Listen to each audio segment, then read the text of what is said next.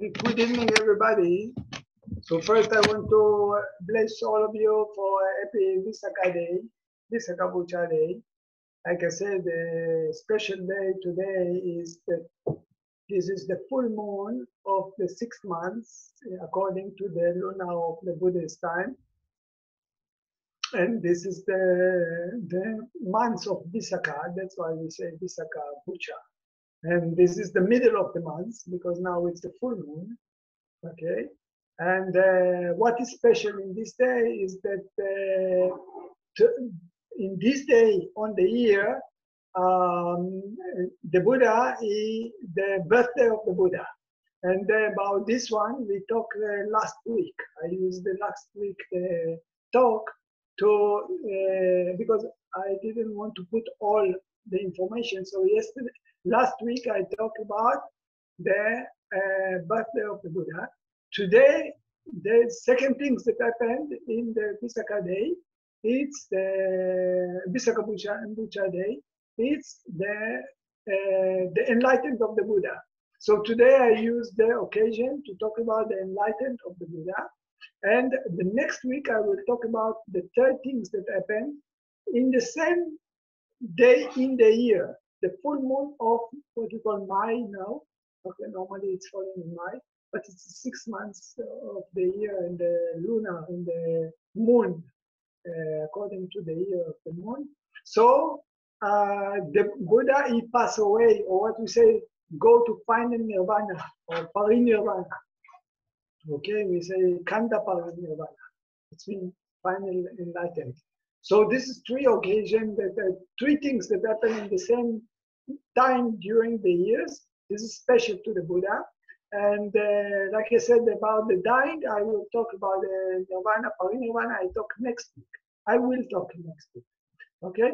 So last week I spoke about the birthday of the Buddha and all what happened around the time that the Buddha, the birth time of the Buddha, and I use it from the commentary Nidana Kata. And we was just reading it from there. I didn't want to tell the story for myself and something like what I collect information. I wanted to see the source, where it's come from. Okay. Commentary, actually, many of the commentary, Atagata and all these things, it's come from the monk themselves in the concile, in the meeting of the monk. Every 100 years, the monk gathering and they collecting the information and they write it.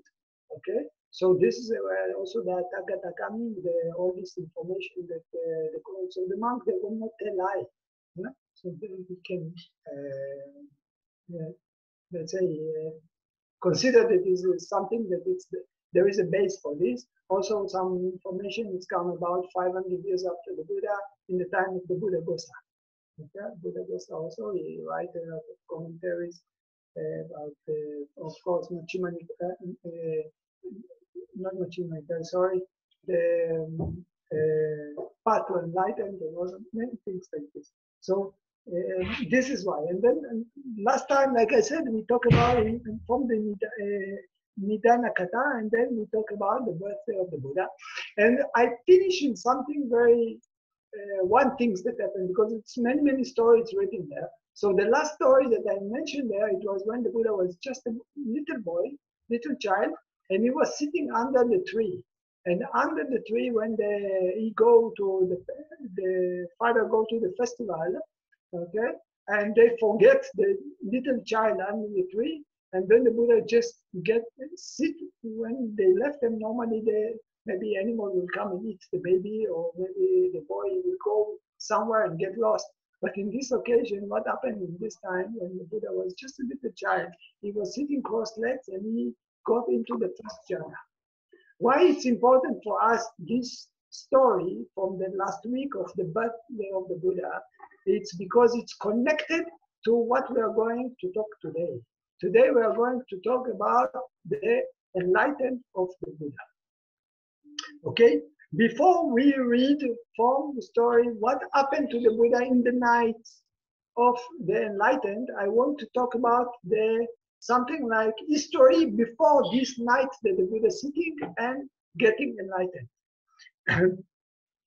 So where you can see information about this from different stories and of course from commentaries also. For example, if you look at the Majjhima Nikaya, the Middle Discourse number 26, it's called Arya Pariyesana Sutta. This is the Noble Search. This is talking about Buddha explaining there when he was just practicing different kind of practice before. We get another. It's Majjhima Nikaya number 4. Okay, it's Bhayavera Sutta.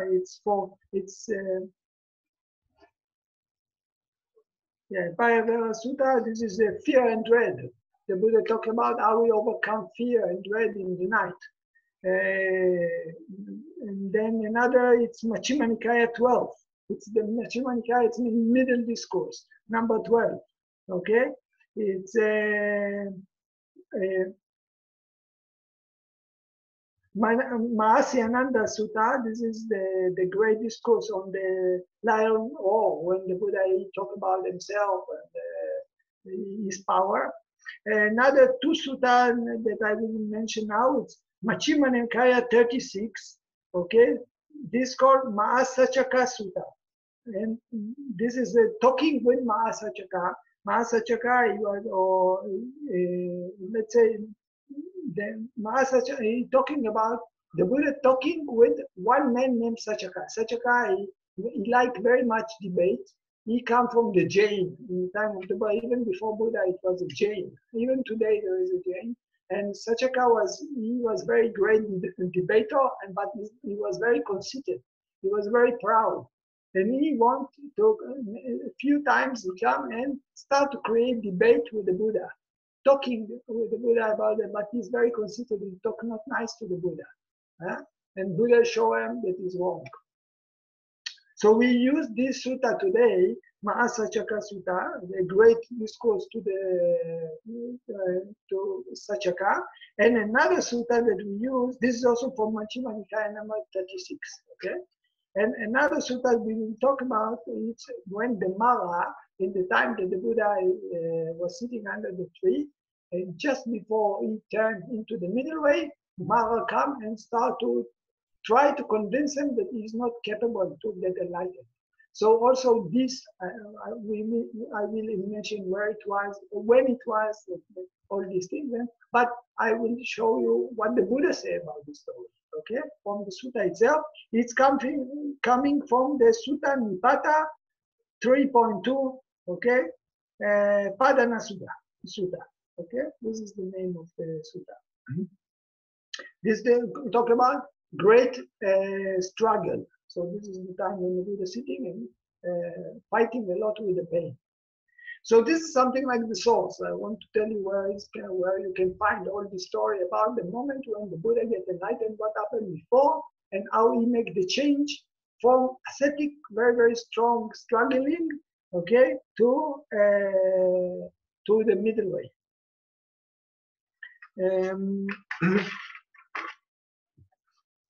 So what is the background to this moment? You see, the Buddha was 29 years old. When he was at home, he was married and he had a little baby, and meantime he left home and he decided that he want to look for enlightenment. He noticed about the old man, he noticed about sick man, dying man, and then he saw the ascetic, he saw the monk, and he decided that he must look for the way to get out from suffering. Everybody's suffering. Also, when I'm a monk, not monk, sorry. When I'm a king, I'm still suffering. So I must look for something to overcome suffering. This is the reason the Buddha is giving up his kingdom. He actually gives to his baby, already just a baby born. Already he get the kingdom. Sometimes the king, they kill each other. They just want to grab on the kingdom. But in this case, the Buddha let go. And he gave to his baby the kingdom, and then he left home and he go to be ascetic, he go to be monk. In that time, it was different kind of teachers, but they believe on very, very like self-mortifications and like torturing the body.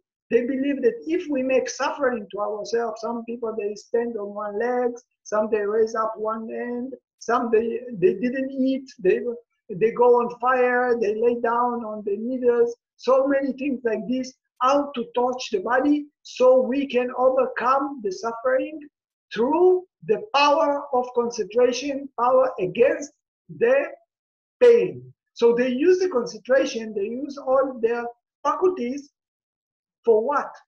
How to overcome suffering. Even if I will have a little bit happiness inside, something wrong. This is totally wrong. I should not have any happiness because I should be very strong and powerful person. So when they develop the concentration, the jhana and all these powers, they use all these faculties just to press down all the suffering, so they would be very, very powerful.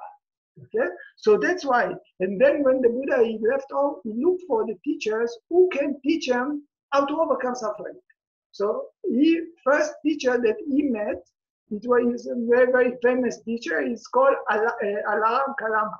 Alarm Kalama, he was a great master, and he teach anyone that know about jhana. So this is like a level of concentration. So we have 4 rupa jhana. Okay, first jhana, second jhana, third jhana, and fourth jhana. This is just development of mind, how can focus the mind. But above it, you have another 4 arupa jhana, we call it. Okay, this is higher, much more. Okay, this is infinity space, infinity consciousness, nothingness, and neither perception nor perception. Okay, this is different levels. So Allah Kalama was perfect. Okay, he had the master on this one before the end, almost the end, but not he could reach all the jhana. But he mastered how to develop the concentration till this. It's called nothingness. So when the Buddha come and practice with them, he say, please teach me. So he come and practice with them. And the Buddha, he reached to this level. So Allah Kalama was very surprised. He said, wow, wonderful. So please now stay, take part of the students, and we share together the students. But the Buddha said something is wrong there, because when I'm concentrating, I can push all the suffering. But when I'm stopping my concentration, again, all my bad feeling coming, everything, so it's not helping. So he said, I must look for something else. And from there, he go to another master, which his name was Udaka. His name was Udaka. But he was the son of Rama. Rama, it's the name of his father. The father passed away. So it's called Udaka Ramaputa. Ramaputa. Puta, it's the son of Rama. It's the name of the father. So it's the son of Rama. The Ramaputa. But his name was Udaka. So the name of this monk was Udaka Ramaputa. So Buddha come to Udaka Ramaputa, and what Udaka Ramaputa, or Rama himself, the father, he could reach to the higher jhana. It's called neither perception nor perception. Something like very high level of concentration. But Udaka, the son, did not reach it. He know how to practice. So when the Buddha come to practice there, Udaka told them that my father Rama could make it. I know how to do it, but I never reach it. No one of us reach it. So he teach the Buddha, and then the Buddha soon he got this stage. So Udaka was very, very happy. He said, please stay and teach us, because now you can be the master for us. But Buddha said something that's still not, I'm not satisfied with this. And then he left the Udaka Ramaputa, and where he continued all the time, the Buddha going south, south, south. From his house, I will share with you now something to show you, so you can see the map of India. Just to remind you, I showed you a few times, but it's good. Yeah. Good. So you see, this is the, I'm sharing, you see? Yeah. Okay, so I will make it a little bit bigger. Okay. You see, here, this is north of India. You can see this is here. This is India. Okay. And we are talking about this map. This is our map. This is north of India, border with Nepal. This is the mountain. Buddha born in Lumbini. And then he grew up in Kapadistu. All these things belong to the kingdom, big kingdom called Kusala. The Buddha is not happy about the life of human beings suffering. He is leaving on, became a monk and starting to go down. Go down. Where are you going? To his friend. He had very, very good friends. When they was just the children, before they was growing up and they know each other very well. This is the king of Magadha. This is the kingdom of Magadha. This is a place, very, very important place called Urovela. Okay? Urovela, it's about many, many ascetic, many rishi they practicing there, nearby the city of Gaya. Okay? So, the Buddha, and then Urovela, it's near Buddha Gaya. It's called Rajka. People come with me to a pilgrimage, you recognize this place. The king is named Bimbisara. He's a very good friend from the Buddha, you recognize. What are you doing, you said, what is this dress? You are a great king, my friend. Why you do this? He said, I want to look for enlightenment. And then the Buddha tell them, that time he was just a bodhisattva, not a Buddha. He'd say, I am looking for enlightenment. I want to overcome suffering. So the Buddha coming and he left Ramaputta and he's coming to this area called Urovela, nearby Buddha. You see, this is a river here called Niganjana River. Niganjana River. See this Niganjana River, this is Buddha, this is Urovela area. And the Buddha coming and practicing there. Another 5 friends, which I will not tell the story, I then tell them the story. Who is these friends? They are coming and join to the Buddha. These friends actually, they suspect that the Buddha is going to be Buddha. Even he's not Buddha yet, but they know because of his history that he's supposed to be Buddha. That's why they join to the Buddha. And they are going and practicing ascetic. Now I told you, Buddha is practicing the jhana, the power of concentration. The people there, that time, they're practicing concentration. They are practicing the jhana. But they are practicing the jhana and the concentration in the purpose to press down the suffering. So they don't feel the suffering. Okay? So the Buddha, what he is doing, he practicing very, very strong. He has a lot of power inside and a lot of confidence inside. He decided, I'm going to do it. So we are going to, I will ask Martin, please Martin, I also will open it, you see. Now I'm talking about, I'll just show you where we are going to pick up this story. I'm not going to tell you all the conversation with Sachaka, because here this is just you see, this is, I told you, Majjhima Nikaya, this is the middle discourse in the books. Number 36. It's the greater discourse to Sachaka, because this is a big story to Sachaka. Sachaka is the boy. This is the man, which very, very conceited and speak very bad to the Buddha. I'm not going to read, we are not going to talk about all this, what was Sachaka asking the Buddha, and this he asking the Buddha about meditation, if he had any power, if he had any. And the Buddha is want to explain him how much strong, because in certain time, Sachaka asked him, so it means you don't have pain. Of course you can think that you are enlightened, because you are man without pain. And the Buddha said, I had the pain very much, and I have a lot of power to overcome this pain. And then the Buddha started to tell him what happened in the night, or in the time, before the Buddha find the middle way. Okay, then he was very ascetic when he was very practicing very, very strong. So this is the way what the Buddha tell to Sachaka, how he was practicing the torching of the body or the suffering. He was very, very extreme. I think he had a lot of power, a lot of energy from the past, he collect from past life. So he was not ordinary. Right? Okay, so Martin, can you read for us, please? I thought. Yes, I thought, suppose with my teeth clenched and my tongue pressed against the roof of my mouth. Like this, pushing up. Okay, then sometimes the Buddha said about this, something like to put a lot of effort and to push and to bear the pain. Yeah. I beat down, constrain, and crush mind with mind. It means that all the hindrances, I will not let them come into me because I'm using all the faculties to press down. So if I have a pain and this pain might create worry on me, I will not overcome the pain. You know, we are practicing Vipassana later, you see how the Buddha change. But in this moment, he's not talking about this. He used the concentration to push down. He used the effort to push down. He beat mind by mind. It means the good mind, all the faculties, he pushed the hindrances down.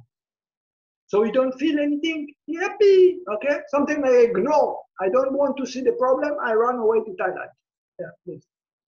So, with my teeth clenched and my tongue pressed against the roof of my mouth, I beat down, constrained, and crush mind with mind. While I did so, sweat ran from my armpits. Just as a strong man might seize a weaker man by the head or shoulders and beat him down, constrain him and crush him. So too, with my teeth clenched and my tongue pressed against the roof of my mouth, I beat down, constrained and crushed mind with mind, and sweat ran from my armpits. You see now what the Buddha say, I'm sitting meditation. I'm feeling the suffering. You tell me I'm not having pain. I have a lot of pain, so much pain, but I don't let the pain to break me. It's not you don't think I don't have pain, but I have a power inside me, mental power. I can overcome any kind of pain, even if I need to die for this. Yeah.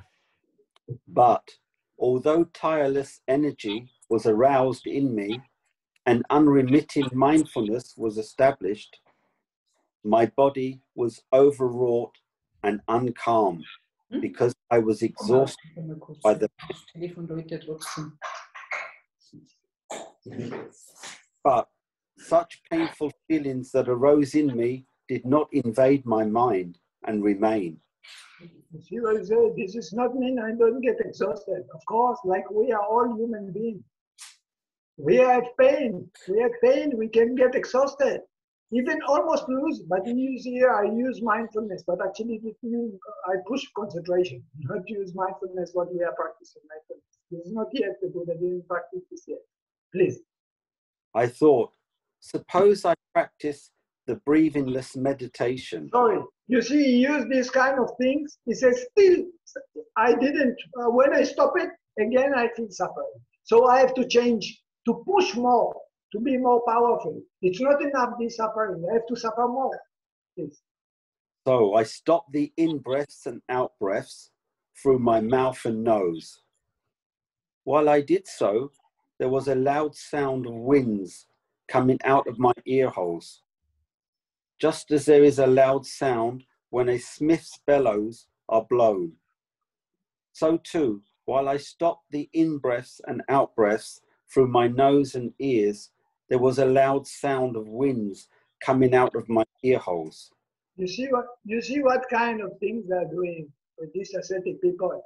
They think if we, this is just example, but there are some place they talk about raising up the hand long time. Some they say legs standing on one leg. Some they talk about walking on fire. Some other things so extreme. So here the Buddha talk about only two examples of kind of meditation what he made. In this case, what he say? I try to stop my breath. I don't breathe. I will die. I don't take any air. So pain, so much pain in the body, the pressure inside comes. But you say, I took it also. Yeah. But although tireless energy was aroused in me, and unremitting mindfulness was established, my body was overwrought and uncalm because I was exhausted by the painful striving. but such painful feeling that arose in me did not invade my mind and remain. See, it's not helpful. You say, I did it. It's not helpful. It's just pain. It just caused me pain. I could bear it. It didn't break me. But actually, it didn't help. Okay? Violent winds cut through my head, just as if a strong man were to crush my head with the tip of a sharp sword. Okay, sorry. You see, now I make a shortcut. I ask Martin not to, because it's just repeating. He's continuing with all this technique to stop breathing till he will die. And every time he describes how different kind of pain come to him. Something he said to Sachaka, don't think that I'm practicing, I didn't have the pain. But I could bear the pain because I have a lot of power. I have a lot of determination. I have a lot of faculties. Actually, more than any other person in the world. Yeah. There were violent pains in my head, just as if a strong man was tightening a tough leather strap around my head as a headband.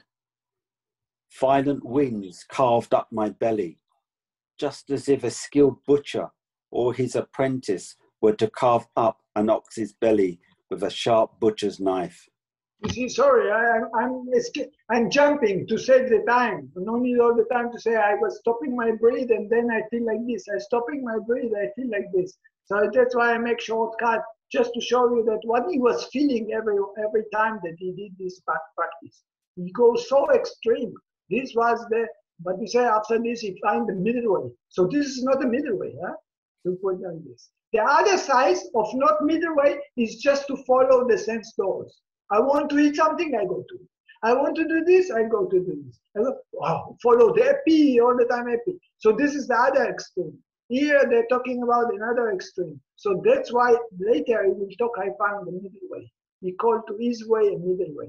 Because now you should see one part of this, that how extreme he go, till almost killing himself. There was a violent burning in my body, just as if two strong men were to seize a weaker man by both arms and roast him over a pit of hot coals. Now when the deities saw me, some said, the recluse Gautama is dead.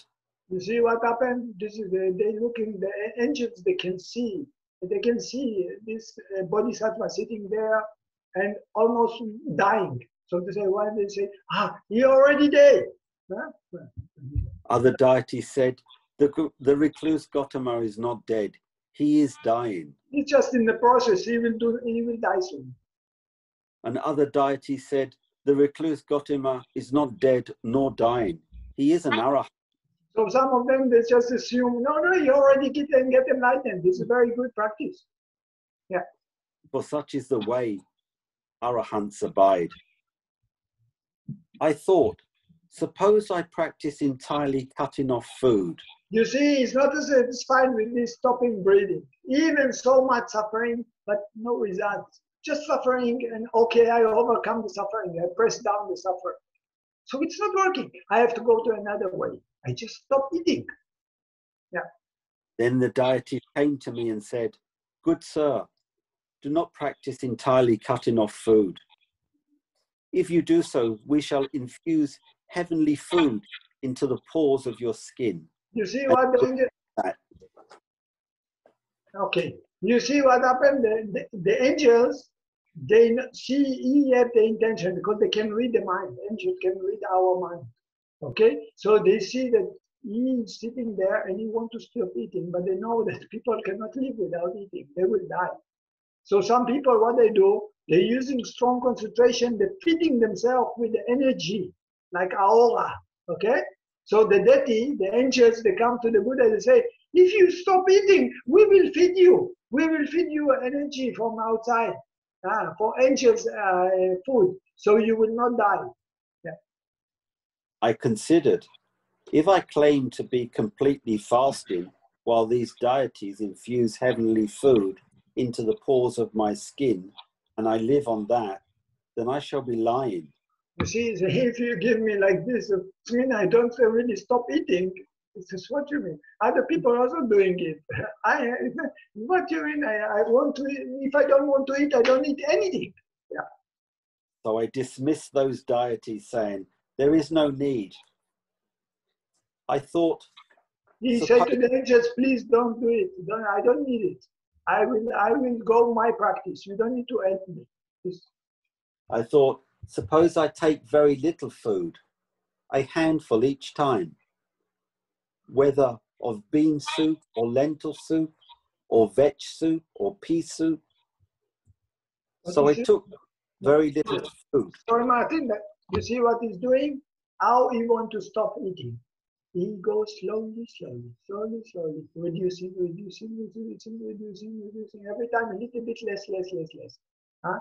I think you heard this story before, but now you see where it's coming from. I'm not saying it. This is the Buddha saying.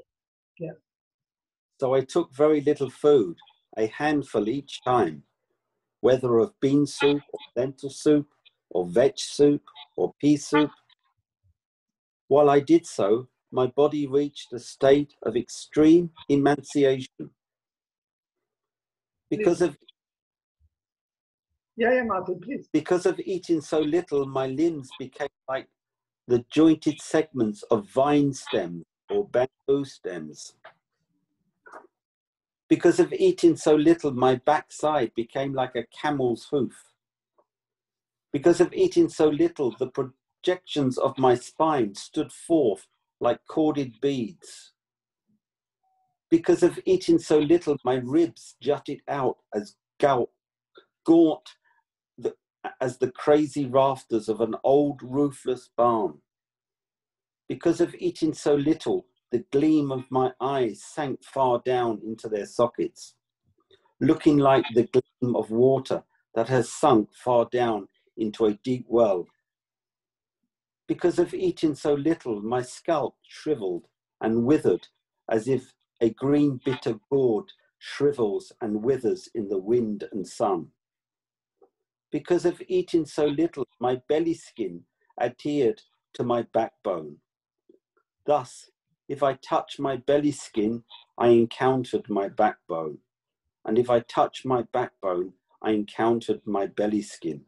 This is very famous. This is all the time, many times. You know how many people know so much details talking about how when he was little, when he was eating little, what happened to him. But this part that you touch here, you feel the back. You touch on the back, you already feel it at the front. This is many times, many teachers, they talk about it. They give this example, but we can see it. This is the Buddha himself. He said what happened to him when he was, how the eyes go inside. Huh? Yeah. Because of eating so little, if I defecated or urinated, I fell over on my face there. Because of eating so little, if I tried to ease my body by rubbing my limbs with my hands, the hair, rotted at its roots, fell from my body as I rubbed. One moment, Martin. Before we continue, I want to show you something. I will stop this one. I will go again here. Then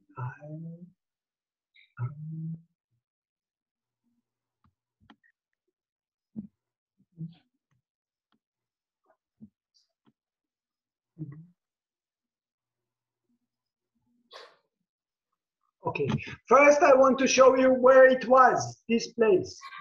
So this is the cave. Now this is in the hill. That's actually in the mountain. People that come with us to pilgrimage, they know. This is, I make it a little bit bigger. You see, this is cave. This is in the high of the mountain. Here, this is, you see this entrance? When you enter inside, there is a cave there.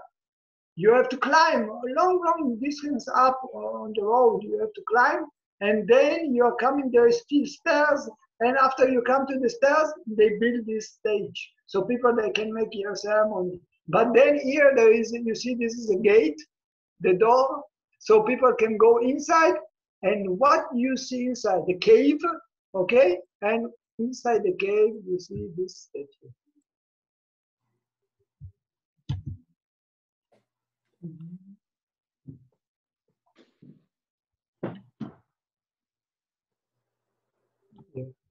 This is one. I put two of them here. You see? This is the example how it looks like. Very, very skinny. You can see the vein in the body and this. This is one picture. I will show you another picture also. This is inside the cave. So people coming and making worshiping inside. Another picture. I will even show more clear. For the Buddha. This one should be here. I will make it bigger. Here. You see how skinny. So you can see the bones, you can see here, you see this, show how the eyes actually, it's like inside. This is the, okay? So this is something like when you was sitting meditation very extreme, you reach to this position that almost is dying. Now we go back to the story. Yeah, please, Martin. Now, when people saw me, some said, the recluse Gautama is black. Other people said, the recluse Gautama is not black, he is brown. Other people said, the recluse Gautama is neither black nor brown. He is golden skinned. Something like so not clear person that people that don't even recognize what color his body. So skinny, so extreme he goes. Yeah.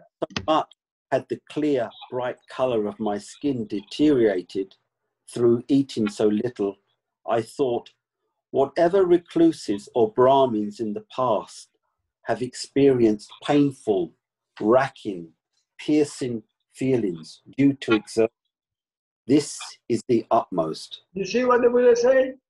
You're telling me I didn't suffer, but actually I get into the maximum, which is feeling nobody else reached to the extreme how much I got.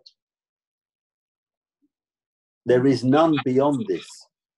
And whatever recluses and Brahmins in the future will experience painful, racking, piercing feelings due to exertion, this is the utmost. There is none beyond this. This is the Buddha, he can see the future. So we know that no monk in the future also will experience. Actually, this time when people practice very strong, now we are just became lazy monks. Yeah. And whatever recluses and Brahmins at present experience painful, racking, piercing feelings due to exertion, this is the utmost. There is none beyond this. But by racking practice of austerities, I have not attained any superhuman states, any distinction in knowledge and vision worthy of the noble ones. Could there be another path to enlightenment? You see what the Buddha say? All this energy we put, all this suffering I make on myself, it didn't give me any result. All this extreme that I go, all this painful, all this torching of the body, it's not give anything. All these monks, they are pushing. They want to ignore everything. They use so much energy. All these concentrations they are building, all this jhana, what they are doing, only in one aim, to ignore the suffering. Even they feel a little bit happy, they don't happy about it. Because, we have to suffer. And this is the Buddha find out, all this, I go so much extreme, but this is not the way. It didn't give me anything. I need to go into something else. In this moment, what happened? Who come to him? Mara coming to the Buddha. This is the moment that you, maybe you know the the statue when the Buddha sitting and he touched the ground. Okay, this is coming in this moment. One moment, I show you the conversation between Buddha and the Mara. How Mara come in trying to convince the Buddha, you don't have any power, you don't have any. So Martin, we go to the next one. Just I will mention that this is coming, this conversation coming, Adana Sutta, the great struggle, okay? This is Samayutta Nikaya 3.2, just to let you know, okay? So, and now this is talking, the Buddha explaining what happened when he was sitting in this moment and almost dying there, struggling so much. Who come and take revenge on him? Not revenge, like he take the advantage. Now I can catch him. Now I can make him fall. Okay? So Mara is coming and talking to him. Yeah. When near the river Narajara, River, I show you in the map. This is in the sides of between Urovela and Budgaya. Okay? If you want, I can show you again.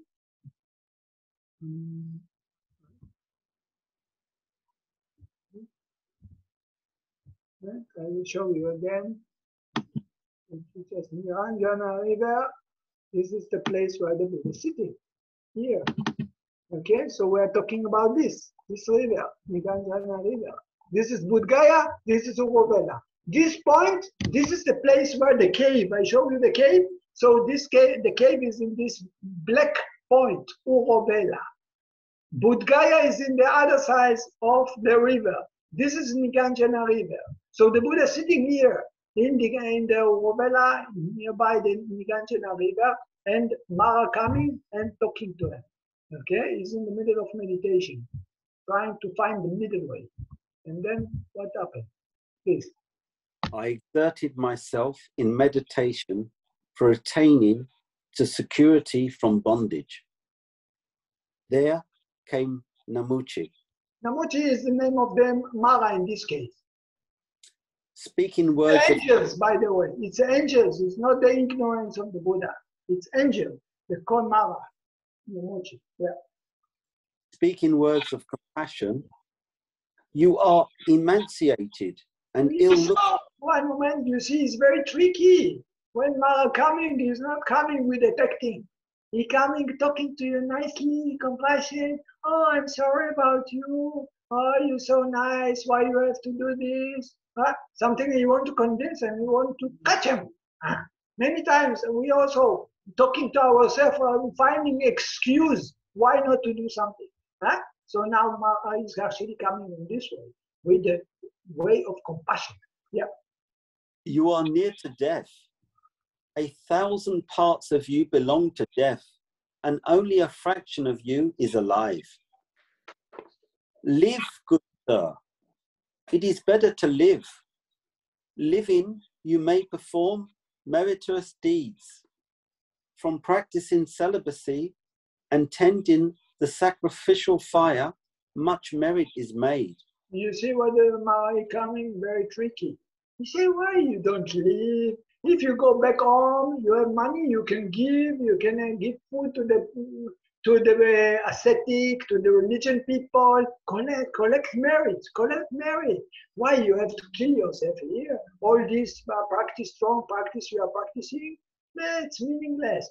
Go collect merit. He tried to talk to the Buddha on the way that we are people who understand, okay? Please. But what is obtained from striving? It is difficult to enter the path of exertion. It is difficult to do, difficult to maintain. Mara spoke this in a good way, the Buddha, something like, oh, I'm with you, I'm your friend, I'm protecting you. Yeah. Mara spoke these words while standing in the presence of the awakened one. To Mara speaking thus, the Lord replied, you who are the friend of the negligent, O evil one, for what reason have you come here? What you want from me? What you come to make you become my friend suddenly? Huh? Those who still have use for merit, Mara, may consider worthwhile addressing. I have faith and energy and wisdom. Being thus bent on striving, why do you ask me to live? This wind will wither the currents of the rivers. Why should not my exertion dry up even the blood? When the blood dries up, the bile and phlegm wither. Sorry, you see, he keeps comparing. He say, my blood didn't dry. I'm still alive, don't worry. On the wasted way of the flesh, the mind becomes more and more serene, and my mindfulness, wisdom, and concentration are established more firmly. In me, who abides enduring such an extreme experience, the mind does not long for sensual pleasures. See the purity of a being. You say I'm not following the happiness feeling or the, let's say, the sense of pleasure. I'm as much as I'm pushing and how much I'm struggling, I have enough power. I just became more serene. I just became more neutral and more under control, let's say like this. Now I will not continue this conversation. We just go to the Buddha, and you see the Buddha actually say, I'm not going to listen to you. So then Mara, he go away. Okay? Because then it's continued to this conversation between Buddha and Mara. But at the end, we understood that Buddha is not going to listen to Mara. That's why I will repeat now to the Visakha story. And then we continue into how the Buddha is going into the middle. Okay? Yeah. I recall that when my father, the Sakyan, was occupied in the cool shade of a rose apple tree, quite secluded from sensual pleasures, secluded from unwholesome states, I entered upon and abided in the first jhana. One moment, Martin, you see what happened. He's sitting there fighting, and finding that this is not the way. And then you see, must be another way. And what happened to him in this moment? That he reflecting, I told you in the very beginning of our talk today about the moment that I left you last week. Last week we finished on the moment when Buddha was just a little boy. He was sitting under the rose apple tree. When the nanny left them and go to see the festival, his father was there also, and he was sitting under the tree and get into the first jhana. But what is the difference? Because we all the time talking about this, that the other teacher also teach him the first jhana. That time he feel the happiness and he rejoiced on the happiness. He was just a little boy, he feel the happiness of the jhana. And now he think I should not be afraid from this happiness. This is not happiness of the following sense doors. This is different kind. I should try to make use by these things, by this kind of meditation, not to press down them. And then he is thinking about changing into the middle way, okay? Yeah. Which is accompanied by applied and sustained thought, with rapture and pleasure born of seclusion. Could that be the path to enlightenment? Okay. You see, this is, let's see, we just want to see. Okay, please, Martin, you continue first and then we'll see. Then, following on that memory, came the realization. This is indeed the path to enlightenment, I thought. Why am I afraid of that pleasure that has nothing to do with sensual pleasures and unwholesome states? You see, when we are practicing jhana, we have a feeling of happy feeling. But this ascetic before, they feel this feeling, they think it's a bad thing. They need to press down any kind of feeling of happiness. They should not follow. But in this moment, the Buddha realizes it's just a condition. It's just a condition of the jhana. We have to use this power of jhana for different aim, not just to push away every kind of every pain, not the disliking feeling and not only the liking feeling. Because the liking feeling, they push. The disliking, they push.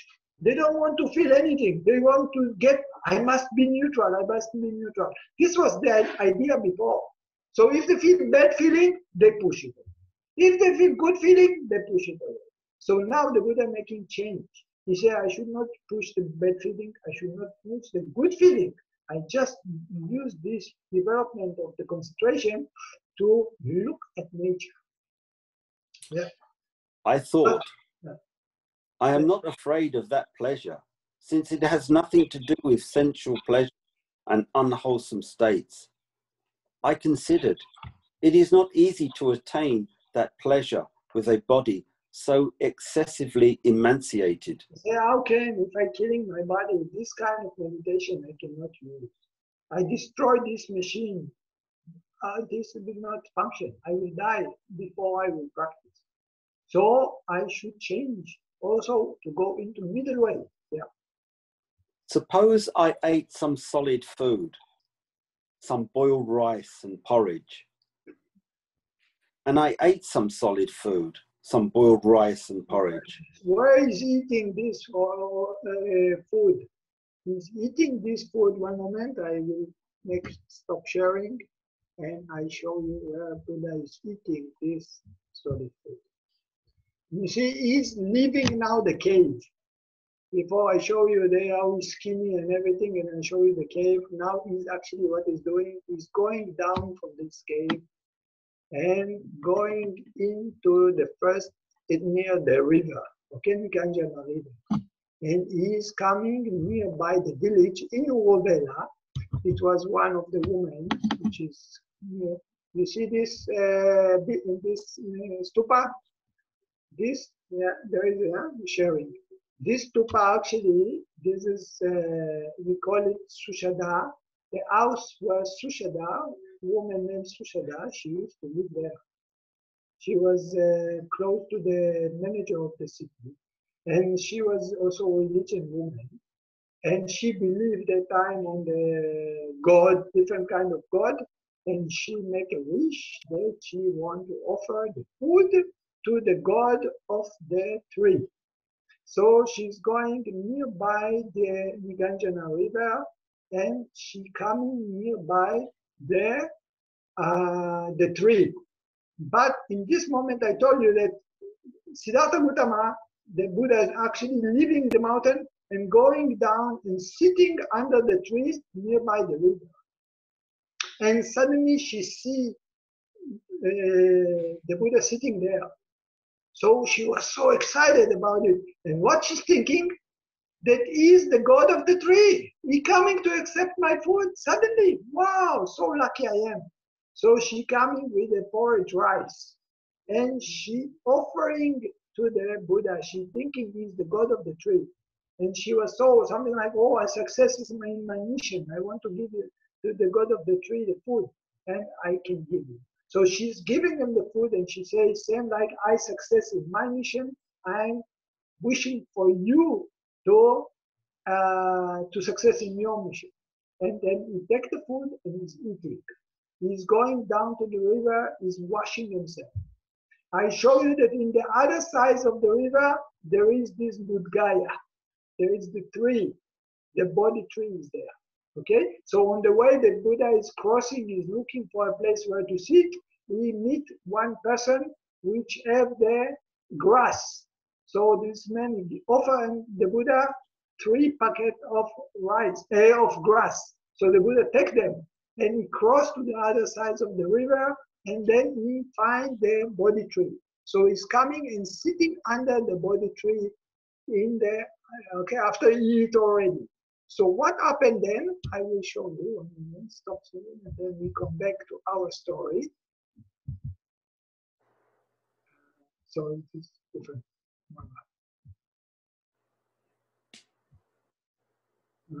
This one.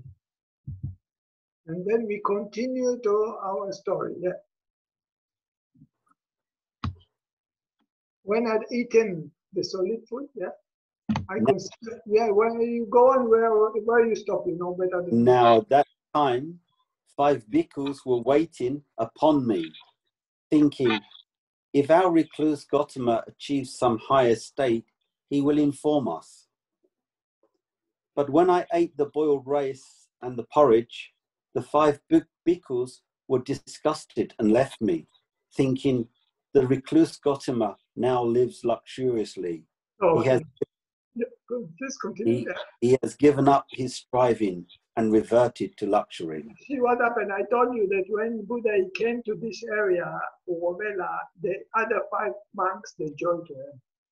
But in this moment, they see that he changed.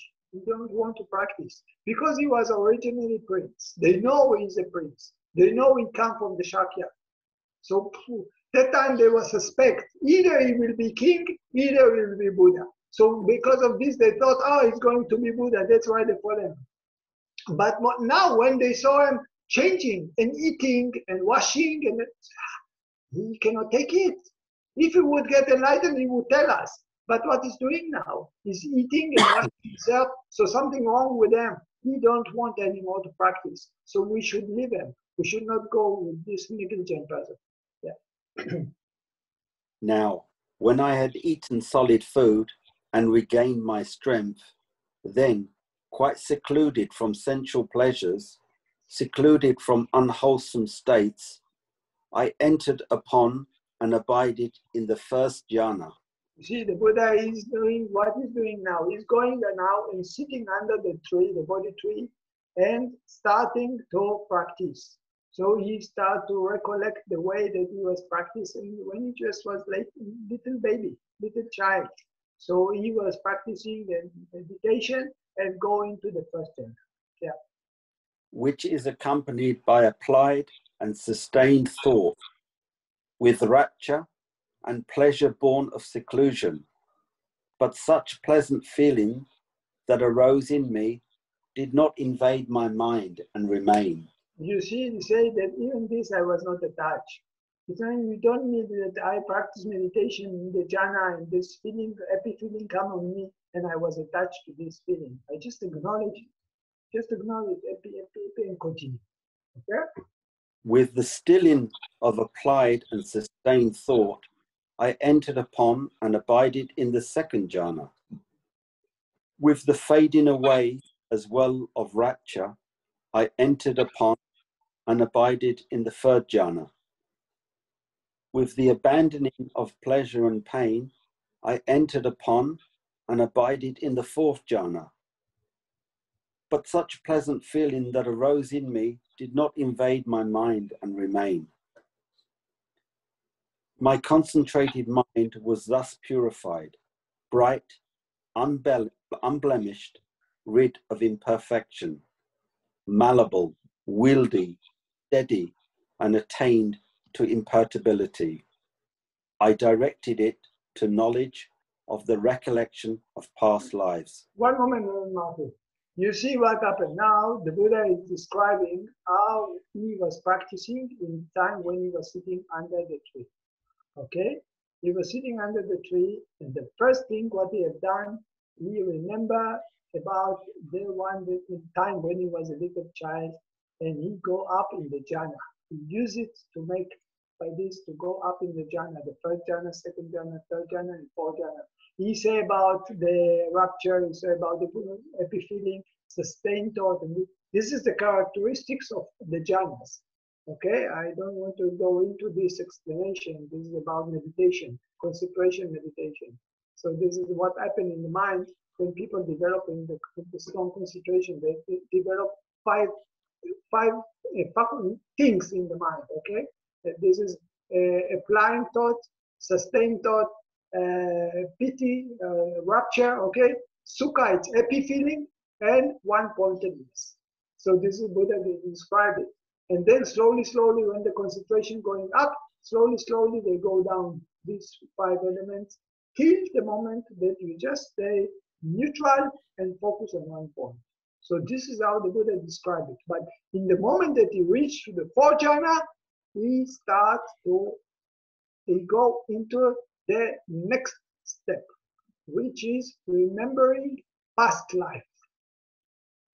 I recollected my manifold past lives. That is, 1 birth, 2 births, 5, 10, 50, 100, 1,000, 100,000, many eons of cosmic contraction, Many eons of cosmic expansion. See what I read, the Buddha explaining how the cosmos is working.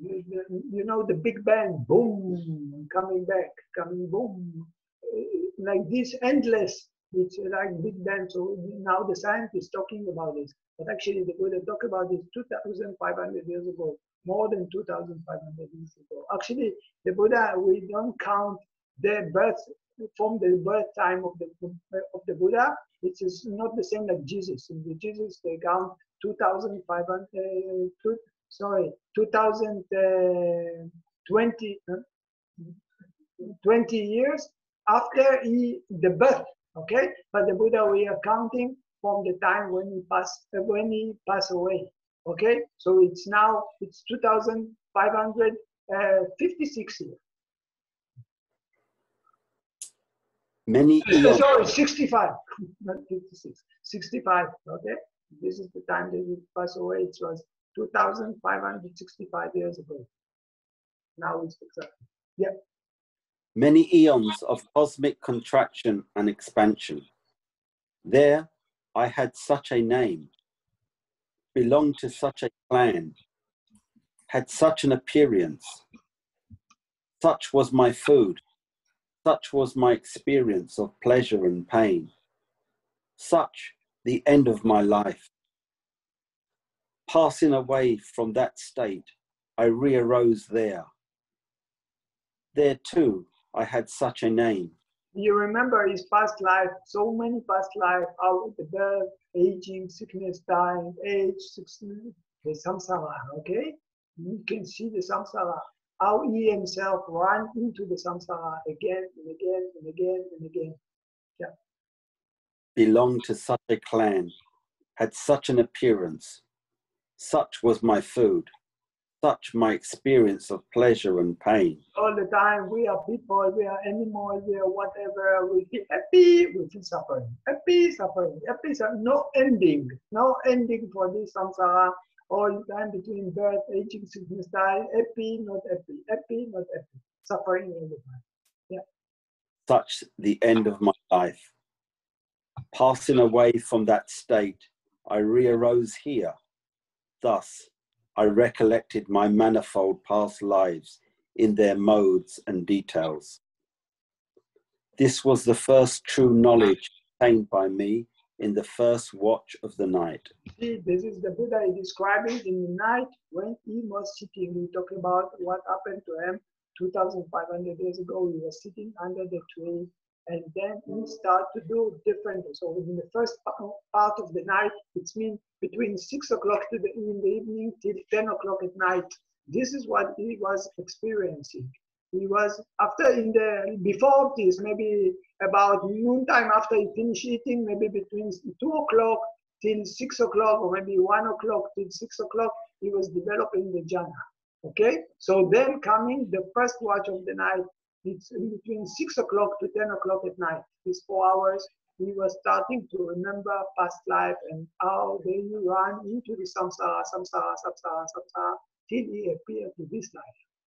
Okay, so this was in the first part of the night, between 6 to 10. Yeah.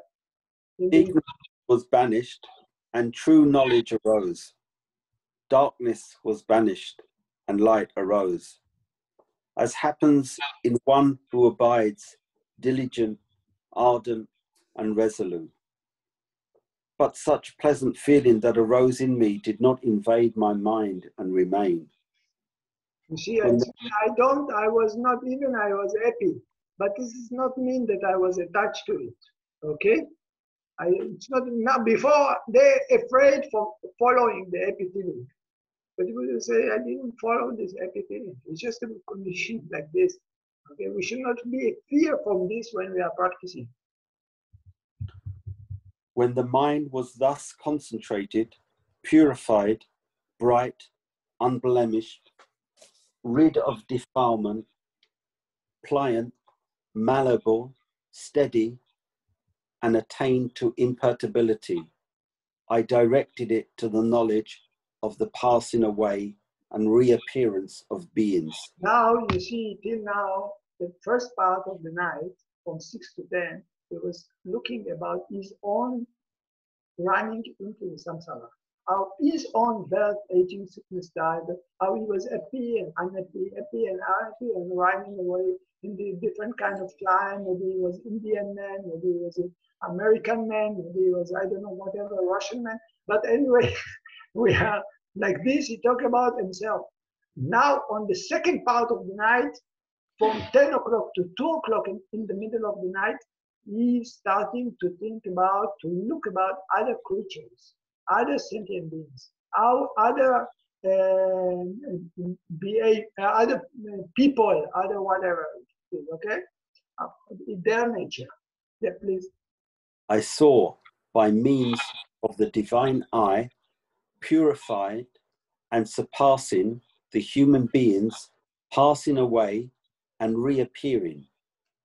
And I discerned how they are inferior and superior, beautiful and ugly, fortunate and unfortunate, in accordance with their karma. You see, the Buddha starting in the very beginning, we saw the samsara and the suffering, because we have all the time suffering. Now, when he recollects about the beings, about other creatures or whatever, he could see another element. It's the element of our deeds and karma and how our actions is creating the running into the samsara. Why it make us sometimes happy, beautiful, sometimes we're not happy, sometimes we're ugly, sometimes we're strong, we're superior, sometimes we're inferior, people looking bad about us or whatever. So all these good and bad things that happen to us in life, it's according to our own deeds. We create it. We are responsible to what happened to us in the future and now, and in the past also, by our actions. These beings who were endowed with bad conduct of body, speech, and mind, who reviled the noble ones, held wrong views, and undertook actions under the influence of wrong views, with the breakup of the body after death, have reappeared in a plane of deprivation, a bad destination, a lower realm, hell. But these beings who were endowed with good conduct of body, speech, and mind, who did not revile the noble ones, who held right views and undertook actions under the influence of right views, with the breakup of the body after death, have reappeared in good destinations, a heavenly world. Thus, by means of the divine eye, purified and surpassing the human, I saw beings passing away and reappearing, and I discern how they are inferior and superior, beautiful and ugly, fortunate and unfortunate, in accordance with their karma. You see, then this is the second part of the night, between 10 to 2 o'clock. He was recollecting about how people, they do good karma, they do bad karma, and the results that happen to them because of this. Yeah. This was the second true knowledge attained by me in the middle watch of the night. Ignorance was banished and true knowledge arose. Darkness was banished and light arose, as happens in one who abides diligent, ardent, and resolute. But such pleasant feelings that arose in me did not invade my mind and remain. You see, even I got this wisdom, I was very happy, but I was not attached to this happiness. It just kept in me as a wisdom. When my concentrated mind was thus purified, now he's going to switch into the vipassana, totally. He's going to use the mindfulness, include his power of concentration. And that's what we do. When my concentrated mind was thus purified, bright, unblemished, rid of imperfection, malleable, wieldy, steady, and attained to imperturbability, I directed it to knowledge of the destruction of the taints. I directly knew as it actually is. This is suffering. This is the origin of suffering. This is the cessation of suffering. This is the way leading to the cessation of suffering. These are the taints. This is the origin of the taints. Sorry, taint, it means this is the ignorance inside us, the greed, anger, delusion. This is the reason that we have this taint, attachment, the attachment. Taints? Okay? Hoe zijn taints? Ja. Flikken. Flikken. Ja. Is Martin? This is the cessation of the taints. This is the way leading to the cessation of the taints. You see, he actually finds the Four Noble Truths. Okay? You see, we are suffering because we have ignorance in our mind. And this attachment is the reason of our suffering. And he finds the cause of the suffering, which is the ignorance. The end of the suffering, this is nirvana. And then the way to lead to nirvana. This is what the action say.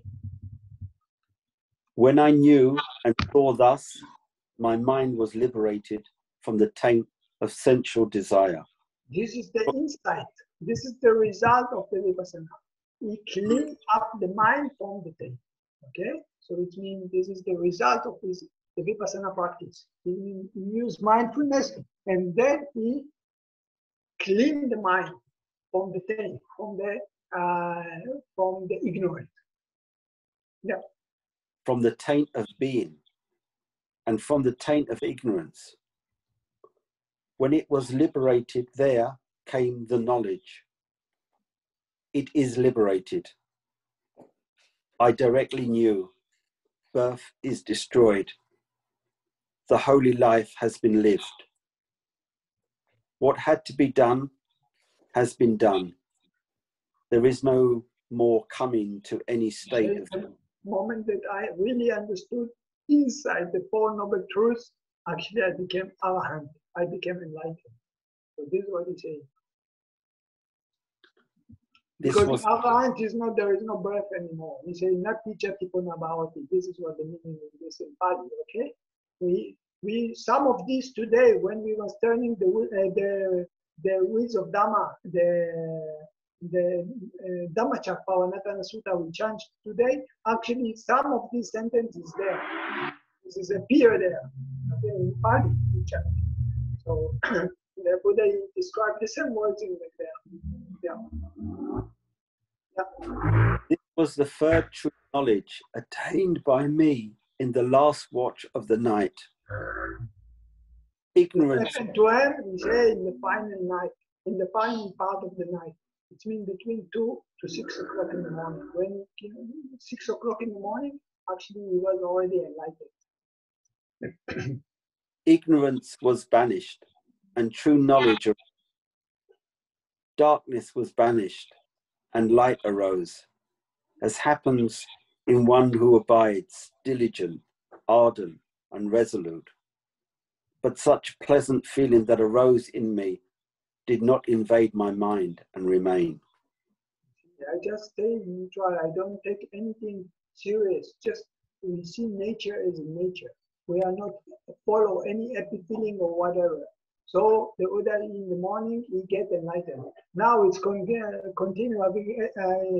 Givesana, it's the name of the Sacha. And then he continue to talk with them about different things. But here he explain how we go to extreme, how we go to the middle way. And in this, actually, we come to the night when the Buddha get enlightened, 6 o'clock in the morning. He's sitting there at the end of the night. And then from now, the Buddha is sitting under the Bodhi tree for 1 week, totally 1 week. I want just to show you, obviously, if you don't mind, we can continue. Now it's for us, it's 9:37. And now the Buddha is going to stay under the tree 7 weeks. This is the place, just to show you. Because this is Bodh Gaya. Okay? This is one.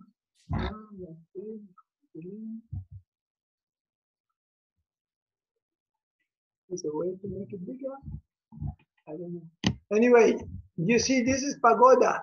This is the stupa where Ashoka built it.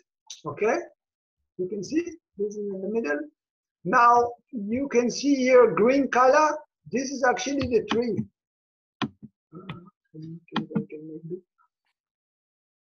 Okay. Yeah. Yeah.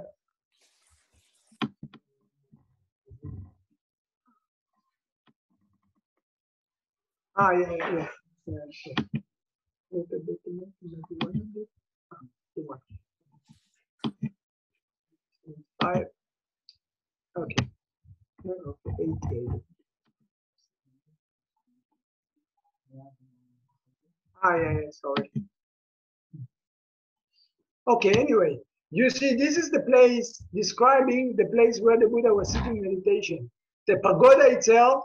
This is Ashoka, the king Ashoka. He built it 250 years after the Buddha. This is the tree. Okay, today it still exists. This is the 4th generation of the tree. The Buddha sitting under the tree, okay, facing to these directions, to the east. Okay, why? Why east? Because the sun rising. All the time when we put the Buddha statue, we put it on the east. So the sun rising there. The Buddha sitting under the tree. The tree, by the way, was the same age of the Buddha. It's mean 35 in this moment, this time, 35 years old, the tree was. And the Buddha sitting under the tree. Now the Buddha is staying around this, after 1 week he's sitting there, rejoice on the enlightened. But after 1 week, when he came out from the enlightened situations, the Buddha is not leaving this area, he stay in this area for another, everybody see? Okay, the Buddha stay there 7 weeks, 39 days. And the first week, what the Buddha is doing, I say he was sitting under the Bodhi tree here. Okay, so you can see it. Huh? I'm moving the cursor, you can see it. Okay, so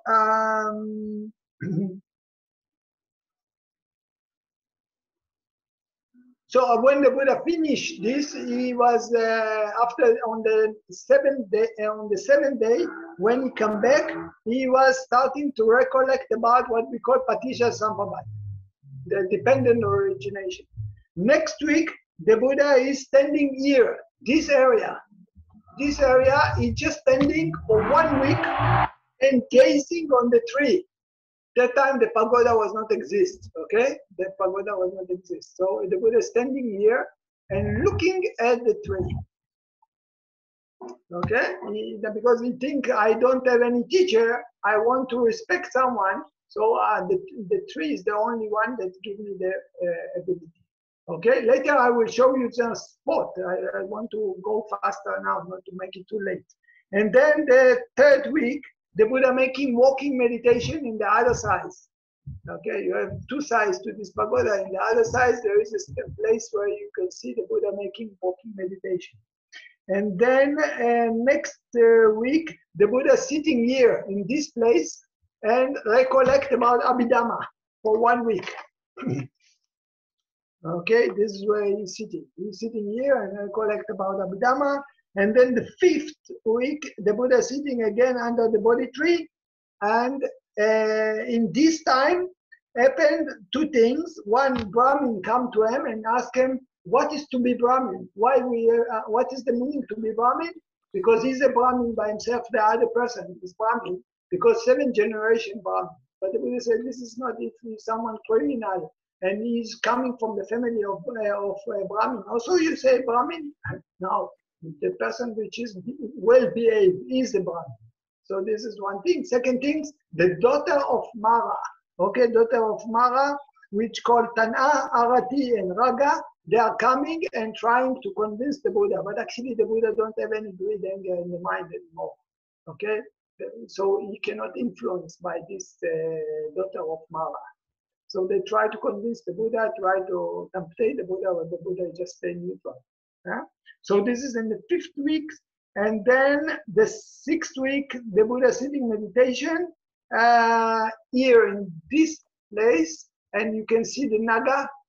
The Naga, because the rain is starting to come. This is here, okay. this area, you see there is a pool. This is a pool, and there is a Buddha statue with the Naga. So the Buddha is sitting there. Okay, now you can see. So what happened is that rain starting to fall, and the Naga coming and cover the Buddha 7 rounds and protecting the Buddha for 1 week till the rain stop after 1 week, and then the Naga going. The Naga name is Mukalinda, and this is his name, and also the Mukalinda tree. He was sitting under the tree, the Buddha, and suddenly rain comes. So the Mukalinda, the Naga Mukalinda, like a snakes, he come and cover and protect the Buddha. This was on the 6th week, and on the 7 weeks, the Buddha sitting under the Raja Yatana tree. It's in the south of the body tree. It's this area. Okay. Yeah. Also, in getting this, and then so just to show you fast some places from this, I will go to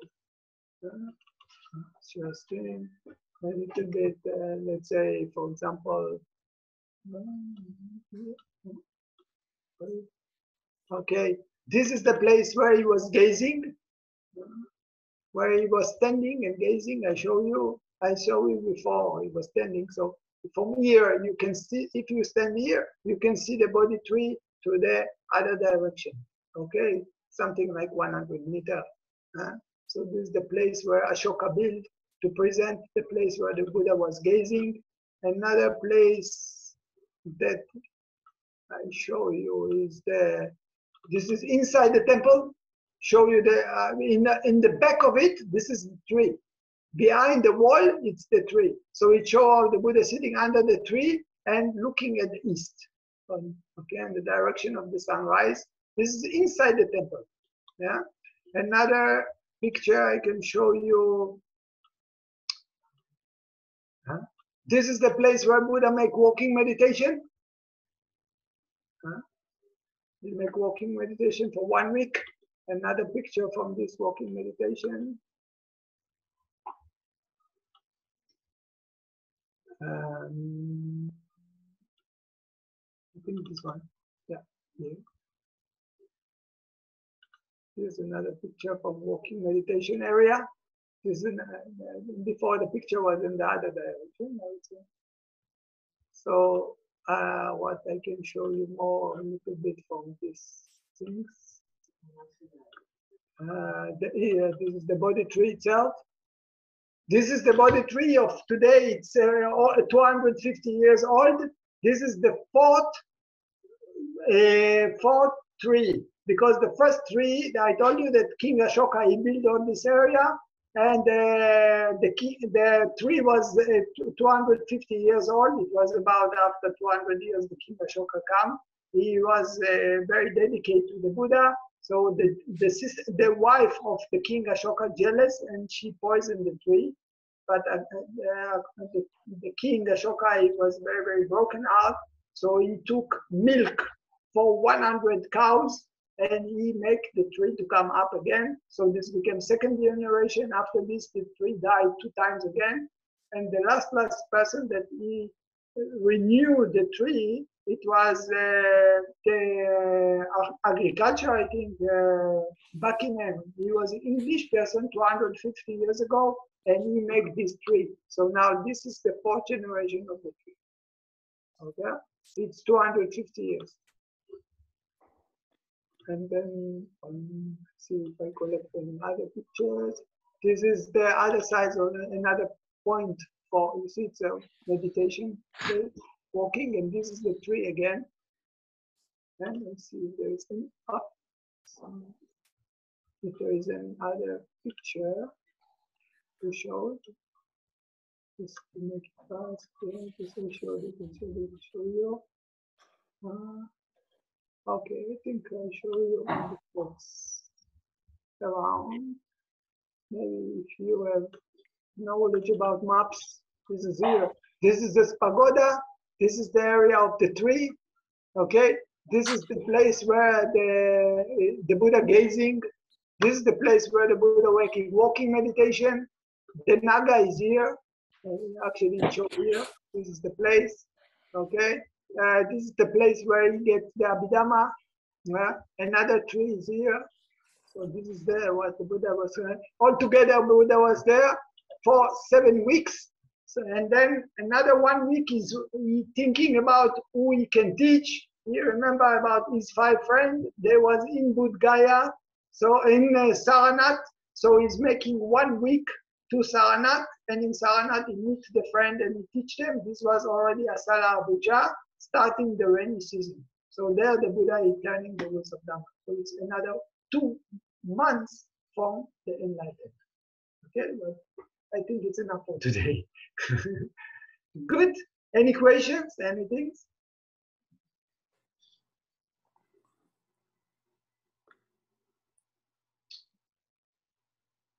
Okay, so I think we can pay respect again to the Buddha.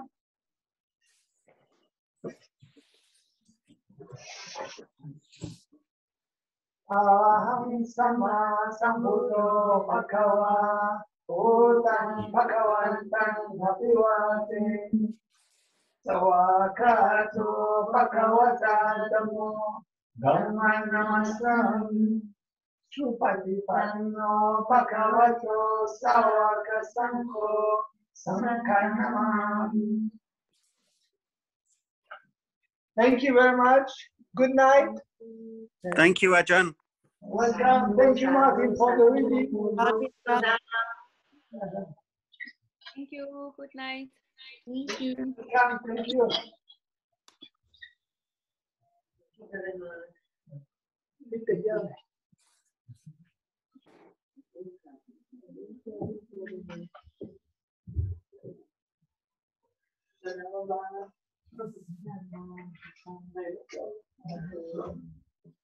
Good night.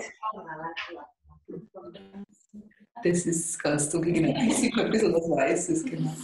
Da sieht man auch was Weißes, da wie hochgehen, genau. Ist da. Gut. Bye bye.